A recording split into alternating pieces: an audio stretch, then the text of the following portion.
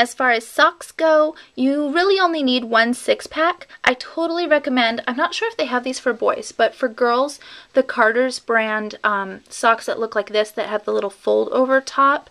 You want these because they stay on their feet so well. Nothing else stays on Scarlett's feet. I've tried everything. The Old Navy ones are good, except for her feet are so honkin' big that the 0 to 3 month ones just didn't fit her. So I think if I had bought a bigger size, they might have worked. But these work from 0 to 6 months. So one 6-pack of these I think is $12. You can probably get a coupon when you buy them. They fold over, they stay on really well. They come in a lot of different colors as well as white with the rim on them. Those are the way to go if you ask me. Socks that fold over the top stay on the best. Plus you can use these for the hand mitts as well. When they're 0 to 3 weeks old, you don't want to put any sort of chemicals, any lotions or anything on them. Even when you're bathing them for the first, I don't remember what, is it 2 weeks? You just want to use water, and if you use any soap at all, it's the tiniest amount. That Vernix that they are born with and the, oh, what's the other stuff called? I can't remember right now. Does it start with a C? Oh, I don't remember. But the sort of white, yucky, cottage cheesy looking stuff and all the goo that's on them, it was described to us as being the most expensive, anti-aging, wonderful cream that could possibly ever be created. And scientists have been trying to study it, recreate it, and bottle it to sell for $1,000 an ounce all the time. So if that is still on your baby, because they have those little wrinkles, and you'll find it on, you know, day 2 or day 3 of the baby being home, you don't want to go get some chemical and rub that off. You want to rub it into their skin. It's really nourishing for them. Once you do start giving baby baths with soap, you don't need a lot. This is the bottle we're using. Scarlett is 4 months old and we're still using it. So you don't need to have tons and tons of bottles of soap. I bet you anything you'll get some at your showers. You probably don't need to buy any for yourself at all. Washcloths and burp bags, you want to have 1 pack. I think they come in packs of either 3, 4, or 6. Either in any of that is fine. You just want to have some washcloths and burp rags on hand for things like if they get baby acne, you just want to wash their face with water. If they get cradle cap, you might want to use some olive oil or some mineral oil and a toothbrush or a washcloth on their head. And burp cloths, you know, because babies are messy. I really like the cotton burp cloths versus the flannel ones. These are the same brand. The cotton ones, the colors just stay better. They're softer. Flannel ones get really stiff after you wash them. The color fades and they don't absorb.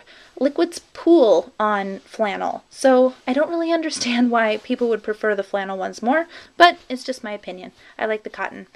These usually come in packs of 3. When you're first bringing home baby, I think that's fine. Some hygiene needs and things like that. You don't want to put any butt paste on your baby if you know, or any sort of ointments on your baby if you're cloth diapering. That can ruin your cloth diapers, so make sure you check with that. If you are doing disposables, if you brought home a brand new baby and they're only 3 weeks old, you don't want to put butt paste on them unless your pediatrician has told you it's okay. There are, like, I think it has zinc oxide. Yeah, it has some hard chemicals in there, so make sure you've talked to your doctor first. But I really like Bordeaux's butt paste. If you're looking for a natural alternative, I've heard olive oil works wonders, so olive oil is great stuff. Also, I did have this stuff on hand, the little noses, the little teethers. Also, we have tiny tummies. I don't have that in here. But brand new babies are using their systems all for the first time. So when they come home, they're breathing for the first time, and it's very common for them to get a stuffy nose, which is scary for new moms. You hear a little wheezing baby next to you. These are saline drops that you can use, but just know that it's common for little babies to come home wheezing. You want to have a nasal aspirator, and this is what got sent home on our delivery cart. A lot of people love these hospital ones. I did not. My Tiny Tummies travel pack that I bought that came with all these things, just a little sampling of all of them, had this little aspirator that's curved, and I think it works much better.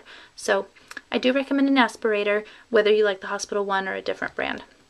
You do need clippers. They will not clip your baby's nails in the hospitals, at least not in my area. They told me that they absolutely will not do that. I don't know why. So get some nail clippers. These are safety first. I don't love them.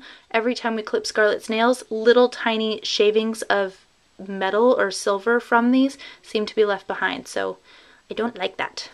Also, you do need a thermometer. This is an ear thermometer, and remember, when you're doing ear checks, it's going to be a different temperature than if you do it rectally or under their armpit. So I don't love this one either. Is it Safety First too? Yeah, I don't think I'm a big fan of them.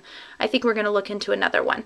But you want to have a thermometer. Babies' temperatures can change really fast, and also if there's any other indicators of them being sick, you want to check with their temperature really often, because that's one of the first signs you can see if there's anything wrong with baby. So bringing home baby, you don't really need toys because they're not going to interact with them much, but they do like to look at high contrast colors right away. So I recommend having ring-a-links. Most likely at your showers you will have been given some toys, and you can attach them with these ring-a-links to anything and make them different lengths away from your baby's face. So that's really nice, plus they can be a toy all on their own just because of the bright colors. If you do want to invest in some toys, right out of the gate, music is a good hit. Play, little cow giraffe. So find something that doesn't bother you, and they will get directed and turn their little heads towards music as soon as they come home. So that's kind of fun. If your baby's going to start out in a crib right away, you want to have a couple of things. You definitely need a sheet. I would recommend 2. And then you need a waterproof crib sheet underneath. Like, what do they call those? Mattress pad. A waterproof mattress pad and 2 crib sheets. You do not need bumpers. The original idea behind bumpers was that it protected little arms and legs from getting broken if they got caught in the slots, but they're now realizing that it poses more of a risk of suffocation to have these bumpers on. So Scarlett doesn't sleep in here yet, and I got the bumpers for the cute factor. When she sleeps in this crib, I'm pretty sure I'm going to be pulling the bumpers off just because, you know, I'm a nervous new mommy. Right now she sleeps in a cosleeper, and I don't think you need to buy tons of different sheets for your cosleeper or your bassinet. Babies are usually only in them for the first 3 to 4 months, so it's better to invest in something like this. This is a sheet saver. It is waterproof, really soft on top, has waterproof fabric underneath. She lays on top of this in her cosleeper, and any baby fluids that come out of any direction land on this. I can pop it in the wash, and then she can sleep on the sheet while we're waiting for this to come out of the dryer. Then when she moves into her crib, I can put this onto her crib as well. You can lay it across this way and put it under either the head of the baby or the bottom of the baby, whichever part is more leaky for your child. It's a lot easier to take this off than to take the entire sheet off of the crib. So 2 crib sheets, for when baby's actually in the crib, and just 1 sheet saver for your co-sleeper or your bassinet or your crib. A baby book. You guys know I'm making Scarlett's baby book, but I also purchased one that I liked beforehand. You want to have that so that they can do the little footprints in the hospital, and you can write down things before you forget it with your mommy brain. Definitely a baby book. Okay, I have these tucked in the corner because they're not really necessities, but they might be for some people. Here's the deal with them. These are breast pads. For the first week or 2 of your baby's life, your boobs are going to go crazy. They will regulate, I promise, don't freak out, but you are going to be quite leaky and have very hard, solid coconuts on your chest. I've even heard of people not being able to put their arms down. If you put your arms down, you become a little faucet, like a faucet crank. So you might want to have some breast pads. Now, in my experience, which I think that I'm kind of the minority here, that only happened for 2 days, and then I never needed the breast pads again, and I bought a pack of, like, what, 72 or 60 in here. So I should have just used washcloths, tucked them inside a sports bra when I went to bed, and I wouldn't have had to spend all this money. So, T, do you want a box of 60 breast pads? Can I ask you that over the internet? Also, these are pacifier wipes. If you are going to be a Binky user, look, it even shows the hospital pacifiers on there. These are great. They're just natural, they're not chemicals, and when you have a very, very screaming baby and they've dropped their pacifier on the yucky floor, you can just whip one of these out and wipe it off instead of having to locate a restroom and wash it off before you can calm your baby. So not necessarily a necessity, but super, super nice to have, almost to the point of necessity. That's what I think. Okay, so the last thing you're going to need are things like your car seat, which you definitely need, and your crib you definitely need. A co-sleeper or a bassinet is your choice.